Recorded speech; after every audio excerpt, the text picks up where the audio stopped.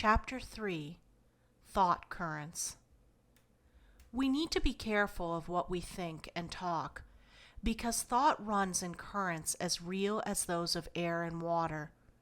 Of what we think and talk we attract to us like a current of thought. This acts on mind or body for good or ill. If thought was visible to the physical eye, we should see its currents flowing to and from people.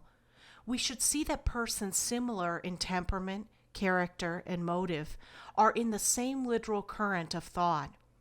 We should see that a person in a despondent and angry mood was in the same current with others despondent or angry, and that each one in such moods serves as an additional battery or generator of such thought, and is strengthening that particular current. We should see that these forces working in similar manner and connecting the hopeful, courageous, and cheerful with all others hopeful, courageous, and cheerful. When you are in low spirits or blue, you have acting on you the thought current coming from all others in low spirits. You are in oneness with the despondent order of thought. The mind is then sick. It can be cured, but a permanent cure cannot always come immediately when one has long been in the habit of opening the mind to this current of thought. In attracting to us the current of any kind of evil, we become for a time one with evil. In the thought current of supreme power for good, we may become more and more as one with that power, or in biblical phrase, one with God. That is the desirable thought current for us to attract. If a group of people talk of any form of disease or suffering, of deathbed scenes and dying agonies, if they cultivate this morbid taste for the unhealthy and ghastly, and it forms their staple topics of conversation, they bring in themselves a like current of thought, full of images of sickness, suffering, and things revolting to a healthy mind.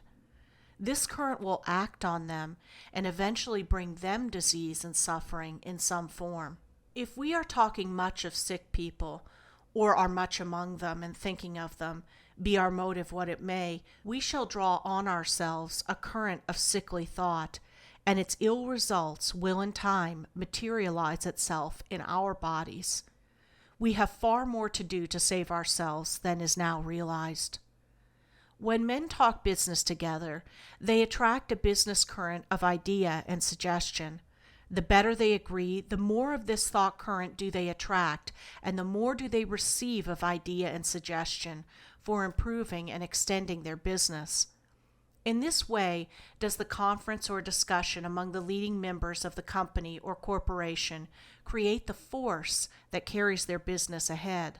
Travel in first-class style, put up at first-class hotels, and dress in apparel as costly as your purse can buy, without running into the extreme of floppishness. In these things you find aids to place you in a current of relative power and success. If your purse does not now warrant such expenditure, or you think it does not, you can commence so living in mind. This will make you take the first steps in this direction. Successful people in the domain of finance unconsciously live up to this law. Desire for show influences some to this course. But there is another force and factor which so impels them. That is a wisdom of which their material minds are scarcely conscious. It is the wisdom of the Spirit telling them to get in the thought current of the successful, and by such current be born to success. It is not a rounded-out success, but good as far as it goes. If our minds are, from what is falsely called economy, ever set on the cheap lodgings, cheap food, and cheap fares, we get in the thought current of the cheap, the slavish, and the fearful. Our views of life and our plans will be influenced and warped by it. It paralyzes that courage and enterprise implied in the old adage, nothing ventured, nothing gained. Absorbed in this current, and having it ever acting on you, it is felt immediately when you come into the presence of the successful and causes them to avoid you. They feel in you the absence of that element which brings them their relative success. It acts as a barrier, preventing the flow to you of their sympathy. Sympathy is a most important factor in business. Despite opposition and competition, a certain thought current of sympathy binds the most successful together. The mania for cheapness lies in the thought current of fear and failure. The thought current of fear and failure and the thought current of dash, courage, and success will not mingle nor bring together the individuals who are in these respective streams of thought. They antagonize, and between the two classes of mind is built a barrier more impenetrable than walls of stone. Live all together in any one idea, any one reform, and you will get into the thought current of all other minds who are carrying that idea to extremes. There is no reform but what can be pushed too far. The harm of such extreme falls on the person who so pushes it. It warps mind, judgment, and reason all on one side. It makes fanatics, bigots, cranks, and lunatics, whether the idea involves an art or study, a science, a reform, or a movement. It connects the extremists of all people in such order and current of mind, no matter what their specialties may be. Such people often end in becoming furious haters of all who differ with them, and in so hating, expend their force in tearing themselves to pieces. The safe side lies in calling daily for the thought current of wisdom from the infinite mind. When that wisdom is more invoked, our reforms and organizations for the good of the whole will not run into internal wrangles almost as soon as they organize. As now conducted, the thought current of hatred of and antagonism to the oppressor and monopolist is admitted at their birth. This very force breeds quarrels and dissensions among the members. It is force used to tear down instead of build up. It is like taking the fire used to generate steam in the boilers and scattering it throughout the building. When people come together and in any way talk out their ill will toward others, they are drawing to themselves with tenfold power an injurious thought current. Because the more minds united on any purpose, the more power do they attract to effect that purpose. The thought current so attracted by those chronic complainers, grumblers, and scandal mongers will injure their bodies, because whatever thought is most held in the mind is most materialized in the body. If we are always thinking and talking of other people's imperfections, we are drawing to us ever of that thought current, and thereby incorporating into ourselves those very imperfections. We have said in previous books that talk creates force, and that the more who talk in sympathy, the greater is the volume and power of the thought current generated and attracted for good or ill. A group of gossips who can never put their heads together without raking over the faults of the absent are unconsciously working a law with terrible results to themselves. There is an exhilaration in scandal, and the raking over of our friends or neighbors or enemies' faults is almost equal to that produced by champagne. But in the end we pay dearly for these pleasures. If but two people were to meet at regular intervals and talk of health, strength, and vigor of body and mind, at the same time opening their minds to receive of the Supreme the best idea as to ways and means for securing these blessings, they would attract to them a thought current of such idea. If these two people or more kept up these conversations on these subjects at a regular time and place, and found pleasure in such communings, and they found they were not forced or stilted, if they could carry them on without controversy, and enter into them without preconceived idea, and not allow any shade of tattle or tale-bearing, or censure of others to drift into their talk, they would be astonished at the year's end at the beneficial results to mind and body. Because in so doing, and coming together with a silent demand of the Supreme to get the best idea, they would attract to them a current of life-giving force. Let two or so commence, rather than more. For every two persons in the proper agreement and accord to bring the desired results are not easy to find.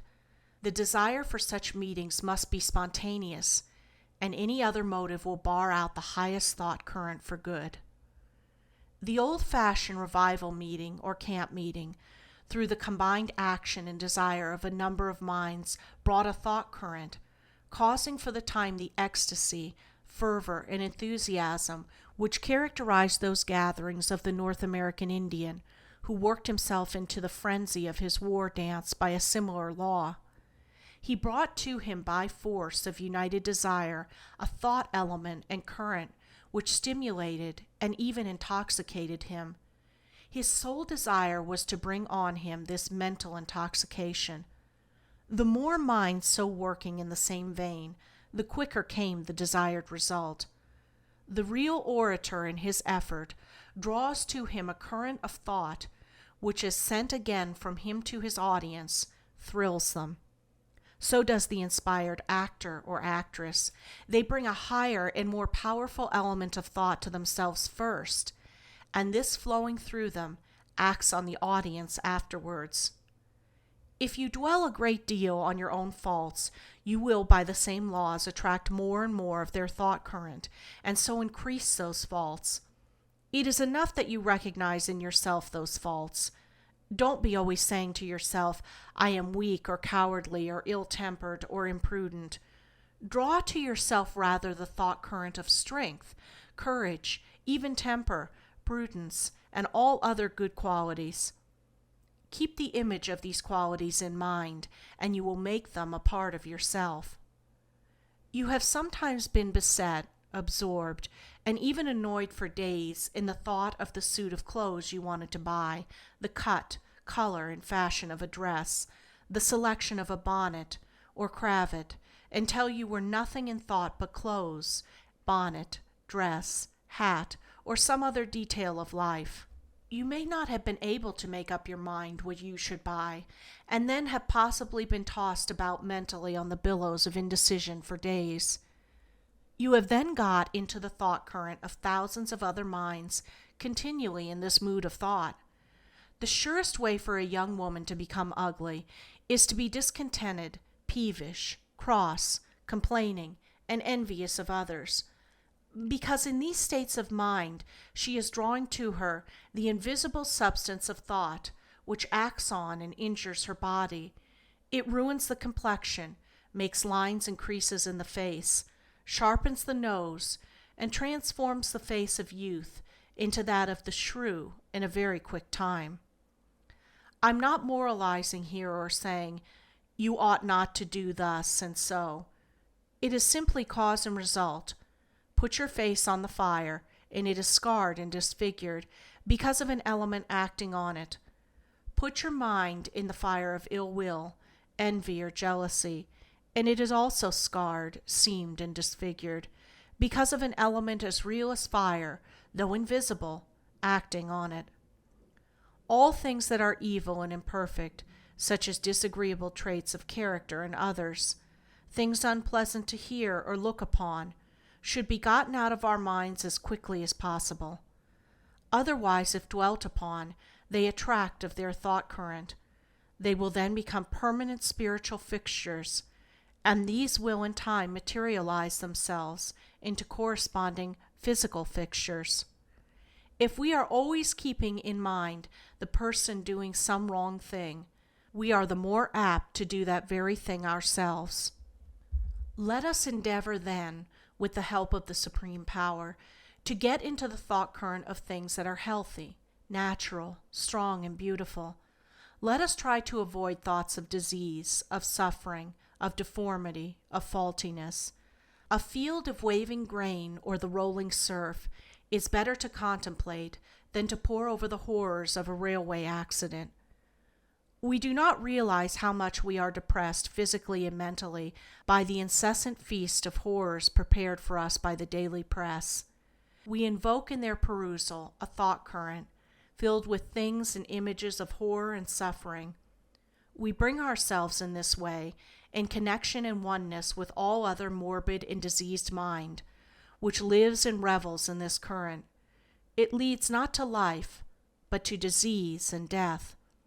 Neither others nor yourself are one particle aided by your knowing of every fire, explosion, murder, theft, or crime which the newspapers chronicle every 24 hours. If we read books written by cynical, sarcastic minds, who are so warped as to be able to see only the faults of others, and at last unable to see good anywhere, we bring on ourselves their unhealthy thought current, and are one with it. The arrow always tipped with ill nature and sarcasm is deadliest to him who sends it. In other words, the man who is ever inviting and cultivating this thought current is inviting the unrest, disease, and misfortune it will assuredly bring to him, and when we get too much into this mind, we invite similar results. You may be neat, careful, and methodical in your habits, exact and elaborate in your work, yet if you associate closely with those who are careless and slovenly, you may find yourself a tendency to be also careless and slovenly, and a difficulty in resuming and carrying out your former neat, methodical, and orderly methods, because you have not only absorbed of the careless mind, or the mind lacking patience to do anything reposefully, but the fragment of such mind so absorbed is acting as a magnet in attracting to you its like thought current. When an evil is known, it is half cured. Bear in mind, when you are in any unpleasant frame of mind, that a thought current of such disagreeable mood is acting on you. Bear in mind that you are then one in a sort of electrical connection with many other sickly and morbid minds, all generating and sending unpleasant thought to each other. The next thing to be done is to pray or demand to get out of this current of evil thought. You cannot do this wholly of your own individual effort. You must demand of the Supreme Power to divert it from you. We can more and more invite the thought current of things that are lively, sprightly, and amusing. Life should be full of playfulness. Continued seriousness is but a few degrees removed from gloom and melancholy. Thousands live too much in the thought current of seriousness. Faces which wear a smiling expression are scarce. Some never smile at all. Some have forgotten how to smile, and it actually hurts them to smile, or to see others do so. Sickness and disease are nursed into fresher and fresher activity by the serious mood of mind. Habit continually strengthens the sad capacity of dwelling on the malady, which may be the merest trifle at first. People get so much into this current that woeful diseases are manufactured out of some trifling irritation in some part of the body. Many material things are helps to divert a thought current acting disagreeably on you. You may have a daily set of disagreeable symptoms. They may seem to come as adjuncts to the daily routine of life. The breakfast table, the furniture, the conversation, and even the persons immediately about you seem to recall them. Travel sometimes banishes them entirely. The sight of different surroundings diverts that particular thought current. Material remedies may temporarily affect the same result. So may any sudden change of life or occupation. But all these are secondary aids to the Supreme Power. The thought current of fear is everywhere. All humanity fears something: disease, death, loss of fortune, loss of friends, loss of something. Everyone has his or her pet fear. It extends to the most trivial details of life. The streets are full of people who, if fearing nothing else, fear they won't catch a train or the next streetcar. The more sensitive you are to the impress of thought, the more liable are you to be affected by this thought current of fear, until your spirit, by constant demand of the Supreme Power, builds up for itself an armor of thought positive to this current, and one which will deny its access. You can commence this building in saying, whenever you are affected in any way above mentioned, or in any disagreeable fashion, I refuse to accept this thought and the mental condition it has brought on me which affects my body. You commence then to turn aside the current thought of evil. Everyone has some pet fear, some disease they may have never had, but always dreading something they are in special fear of losing. Some trifle, even but a word or sentence uttered by another, brings this pet fear to mind. Instantly, through long habit, the mind reverts to this fear. Instantly it opens to it, and the whole thought, volume and current, rushes to and acts on them. It acts and vibrates on that particular chord of your nature, which for years has sounded your pet weakness. Then in some way the body is affected disagreeably. There are myriads of different symptoms. The body may become weak and tremulous.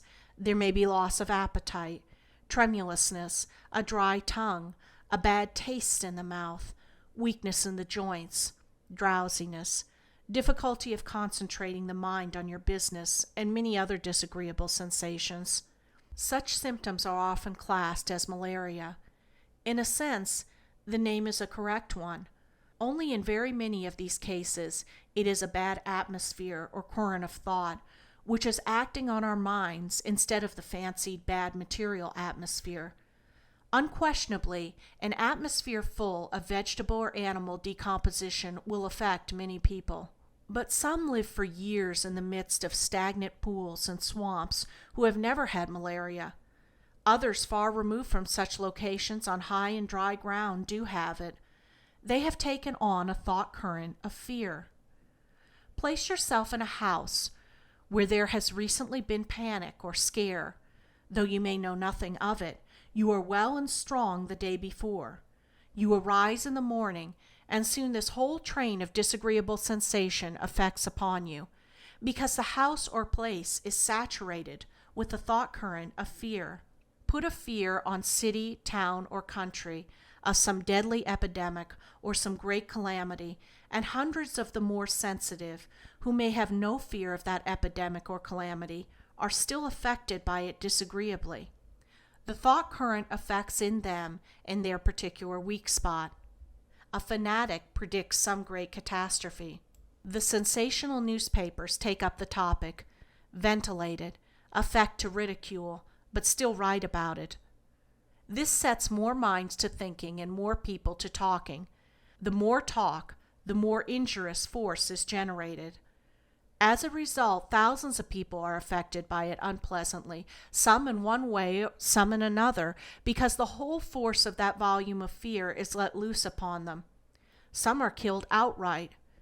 Entirely unaware of the cause, they open their minds more and more to it, dwell on it in secret, put out no resisting thought, until at last the spirit, unable longer to carry such a load, snaps the link which connects it with the body.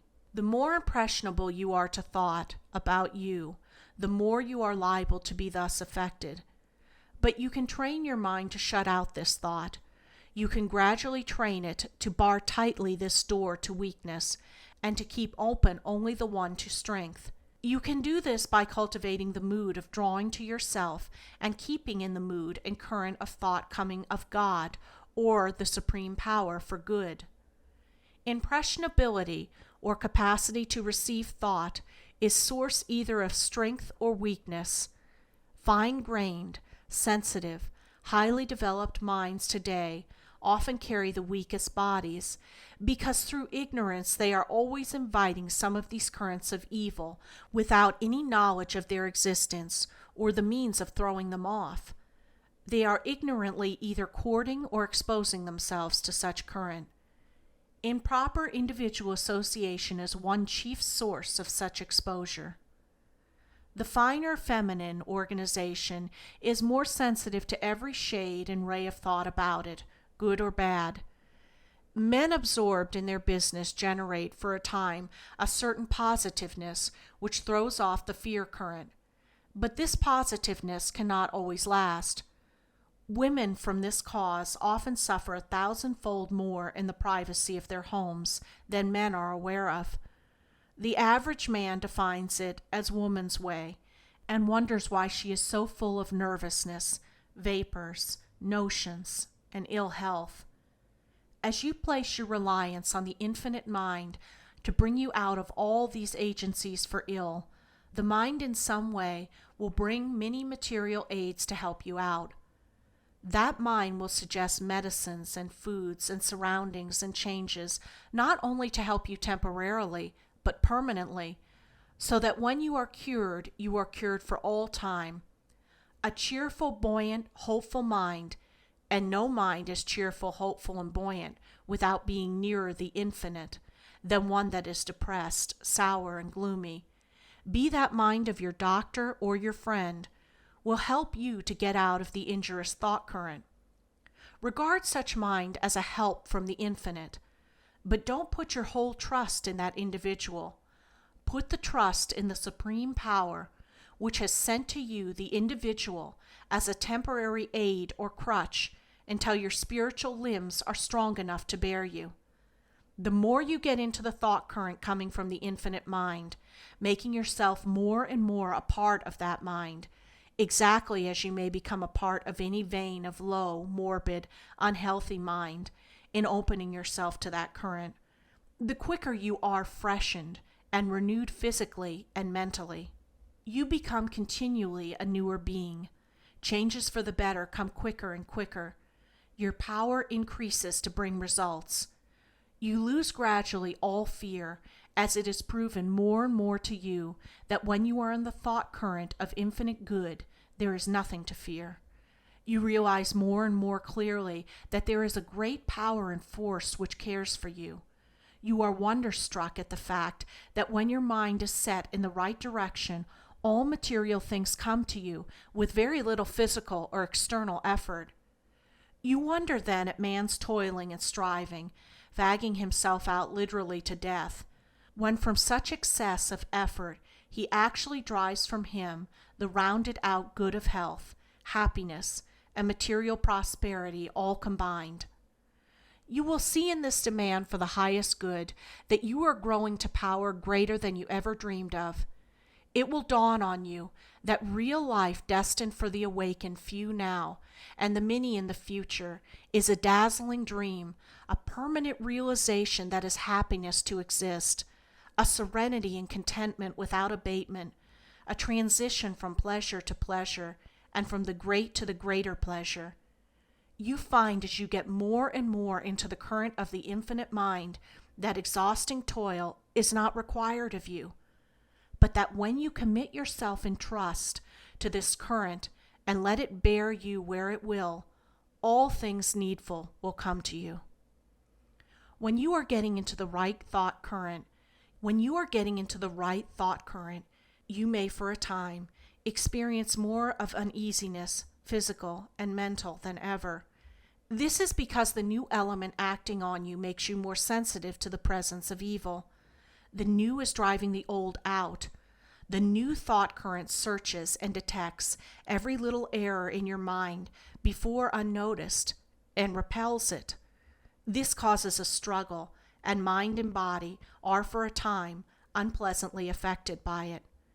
It is like a house, a cleaning, a process usually involving a good deal of dust and disturbance. The new spirit you call to you is cleaning your spiritual house. There is no limit to the power of the thought current you can attract to you, nor limit to the things that can be done through the individual by it. In the future, some people will draw so much of the higher quality of thought to them that by it they will accomplish what some would call miracles. In this capacity of the human mind for drawing a thought current, ever increasing in fineness of quality and power, lies the secret of what has been called magic. End of chapter 3.